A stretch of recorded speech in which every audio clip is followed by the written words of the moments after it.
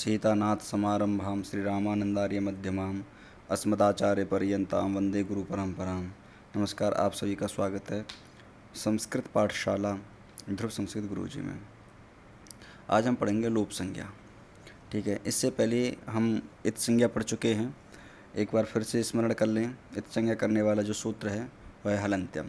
उपदेशयंत्यम हलित स्यात्। उपदेश अवस्था में अंतिम हल वर्ण की इत संज्ञा होती है। अब इत संज्ञा तो हो गई थी, उपदेश भी हम समझ चुके थे, इत संज्ञा कर लें। लेकिन इत संज्ञा का प्रयोजन क्या है? क्योंकि लोके या संज्ञा सा सा प्रयोजनवती भवती।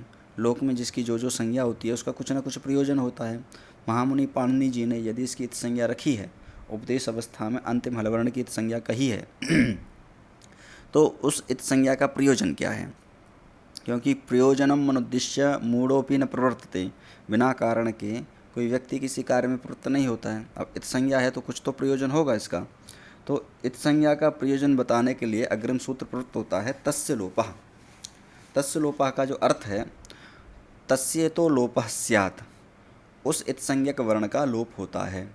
किस इत संज्ञक वर्ण का लोप होता है? बोले जिसकी हलंत्यम सूत्र से इत संज्ञा हुई है, अथवा उपदेशे जनुनासिक इत से इत संज्ञा हुई है, अथवा अन्य किसी सूत्र से इत संज्ञा हुई है। जिसकी भी इत संज्ञा होगी, जब भी इत संज्ञा होगी वहाँ तुरंत तस्य लोपा पहुँच जाएगा लोप करने के लिए, क्योंकि इत संज्ञा का प्रयोजन ही लोप है।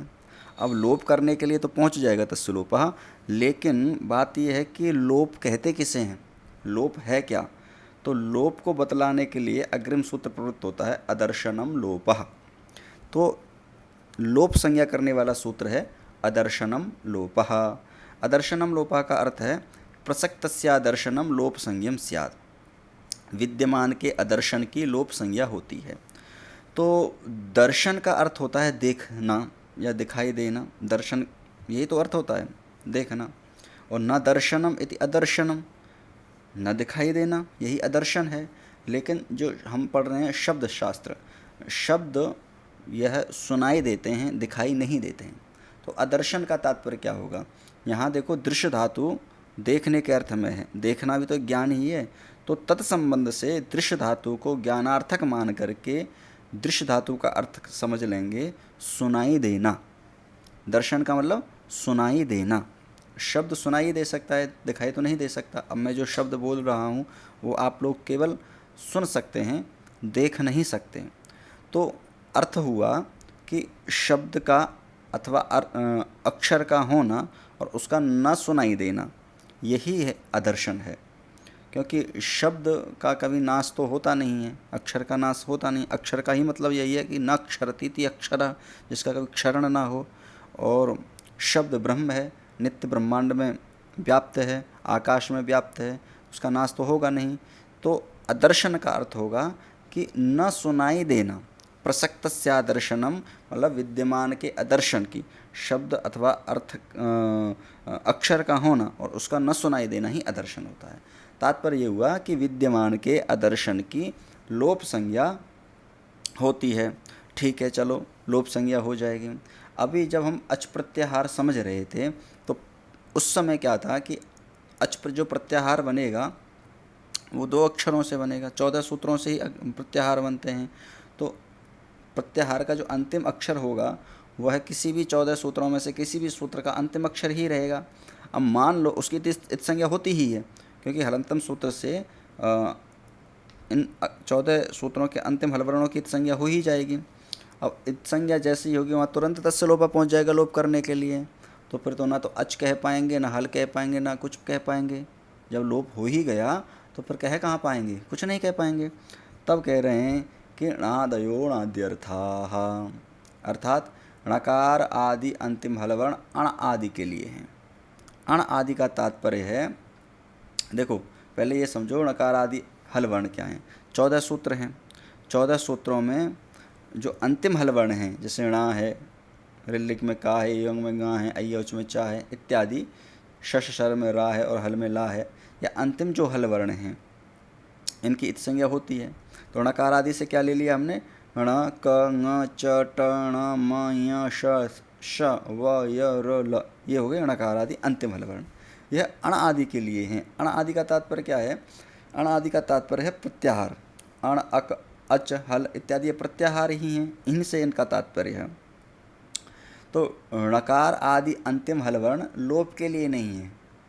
यद्यपि इनकी हलंतम से इत संज्ञा होती है और तस्य लोपा से लोप भी प्राप्त रहता है, लेकिन फिर भी णकार आदि अंतिम हल वर्ण लोप के लिए नहीं है, अपितु प्रत्याहार की सिद्धि के लिए हैं। ठीक है ना। तो इनसे प्रत्याहारों की सिद्धि होगी, यहाँ पर इनका लोप नहीं होगा। ठीक है। तो यहाँ लोप संज्ञा जो हुई है वो अदर्शनम लोपा से लोप संज्ञा हुई है। तो यदि कोई पूछे कि लोप संज्ञा करने वाला सूत्र कौन सा है, तो अदर्शनम लोपा। आगे देखो, आगे है प्रत्याहार संज्ञा। तो प्रत्याहार संज्ञा विधायक सूत्र कौन सा है, बोले आदिरंत्येन सहेता। तो आदिरंत्येन सहेता का अर्थ क्या है, अंत इत से युक्त आदि का वर्ण अपने मध्यगामी वर्णों की तथा स्वयं की संज्ञा होता है। ठीक है। अब इसको समझते हैं कैसे। जैसे कि अ इ उण रिल्द्रिक ए ओंग आई औच, यह माहेश्वर सूत्र में से 4 सूत्र हैं। आ इ उण रिल्द्रिक ए ओंग और आई औच। अब इन 4 सूत्रों से हमने एक प्रत्याहार बना लिया अच। ठीक है ना। तो अच प्रत्याहार में हमने पहले भी एक बार चर्चा कर चुके हैं कि प्रत्याहार में 2 अक्षर हैं। प्रत्याहार का जो अंतिम अक्षर है वह किसी भी सूत्र का अंतिम अक्षर होगा, और प्रथम अक्षर जो है वह किसी भी सूत्र का पहला अथवा बीच का अक्षर होगा। तो अच प्रत्याहार में जो चा है वो आई औच के अंत में चा आ जाता है, तो वो चा हो गया। और आ का किस सूत्र में आता है, अ इ उण में, तो आ इ उण में आ गया।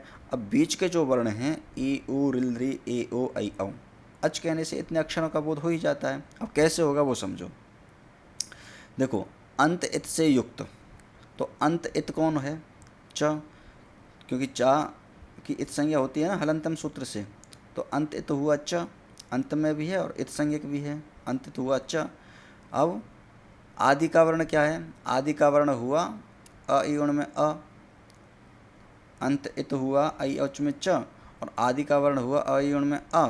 ये अपने मध्यगामी वर्णों की, तो मध्यगामी वर्ण कौन कौन से हैं, ई उ री री ए ओ आई औ, ये मध्यगामी वर्ण हैं। ठीक है ना। तो इन मध्यगामी वर्णों का बोध कराते हुए वह अपनी स्वयं की संज्ञा हो, अपना स्वयं का बोध कराए। कौन अपना स्वयं का बोध कराए, अच। जैसे कि आपने देखा होगा कहीं मंच पर जब किसी का सम्मान होता है तो माल्यार्पण होता है। तो माल्यार्पण जब होता है तो जैसे कोई विशेष सम्मानित व्यक्ति को जब माल्यार्पण करते हैं, कोई विशेष सम्मानित व्यक्ति को कोई विशेष सम्मानित व्यक्ति जब माल्यार्पण करता है, तो जब माल्यार्पण करते समय वो कहते हैं माला को जैसे पहनाने के प्रयास करते हैं, तो वो अगला भी व्यक्ति कहता है नहीं नहीं नहीं आप पहनिए आप पहनिए, ऐसे करते हैं ना।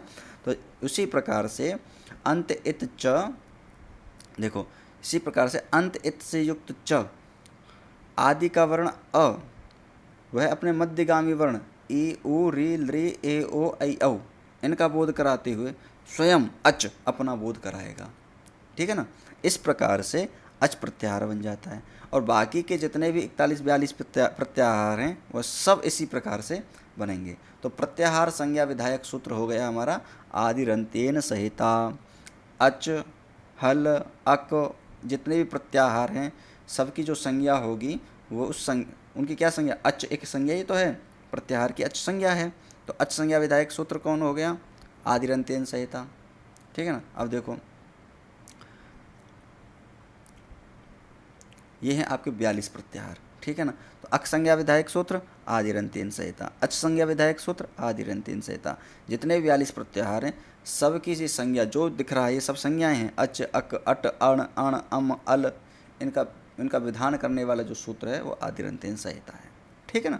इस प्रकार से आज हमने 2 संज्ञाएं पढ़ी, लोप संज्ञा और प्रत्याहार संज्ञा। ठीक है ना। आज के लिए इतना ही। पुनर्मिलामः। धन्यवाद। यदि वीडियो अच्छी लगी हो तो लाइक करें, सब्सक्राइब करें। फिर से मिलते हैं। धन्यवाद।